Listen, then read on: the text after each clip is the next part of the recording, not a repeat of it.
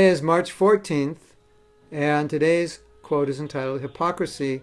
And yesterday, March 13th, by accident, I actually talked about this quote, so it gives us an opportunity to talk more about it.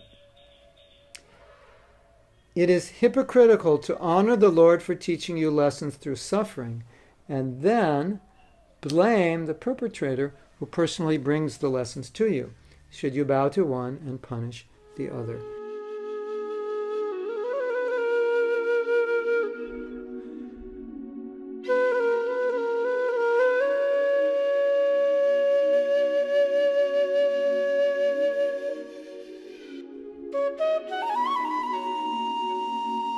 So, the idea behind this is that everything that's going on in the world is cause and effect. Now, we all know this.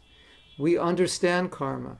But why am I talking about it if we know it? This is one of the first things we learned in Krishna consciousness, and many of us already understood this.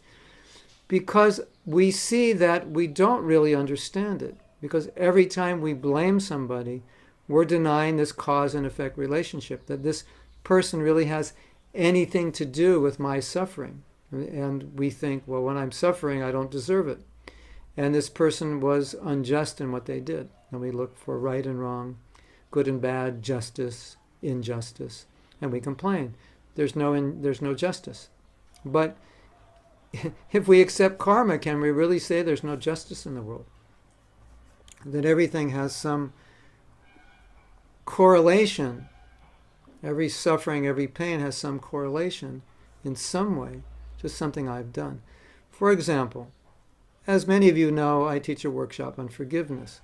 So I joke with the students who come. I say, do you all believe in karma? Everyone says yes. Then I say, if you all believe in karma, why are you coming to a workshop to forgive somebody who's only the deliverer of your karma?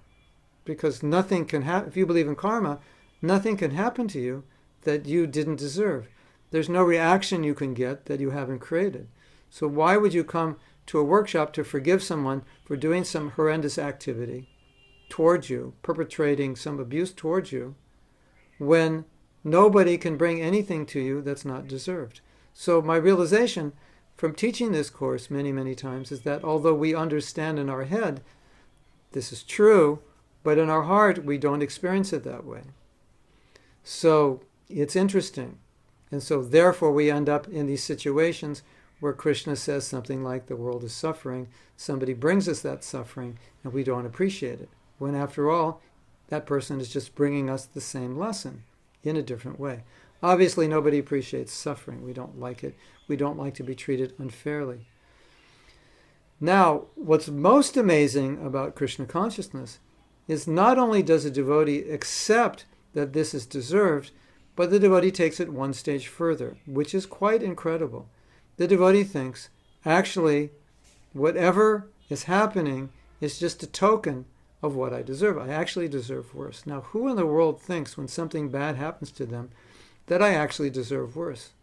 Even amongst the devotees, very few think that way, because we're always looking to blame someone or something for our suffering or for our misfortune.